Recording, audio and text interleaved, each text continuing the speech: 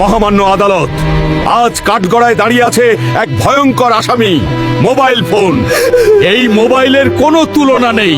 চাইলেই সে একজন মানুষকে সারাদিন নিজের ভেতরে ডুবিয়ে রাখতে পারে। এই মোবাইল মানুষের শৈশব কেড়ে নিয়েছে। এখন আর ছোট বাচ্চারা মাঠে খেলাধুলা করে না, বড়রা আর বসে আড্ডা দেয় না।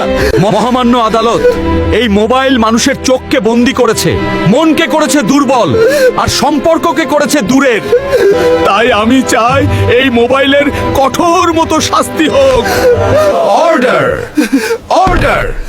সমস্ত সাক্ষ্য ও প্রমাণের ভিত্তিতে এই আদালত ঘোষণা করছে, আজ থেকে মোবাইলের শাস্তি হলো শিশুদের হাত থেকে দূরে রাখা, খাবারের টেবিলে নিষিদ্ধ, পরিবারের সময় সময় বন্ধ রাখা, খেলাধুলা, কথা বলা ও বাস্তব জীবনে ফিরিয়ে দেওয়া। মোবাইল হবে মানুষের দাস, মানুষ হবে না মোবাইলের দাস।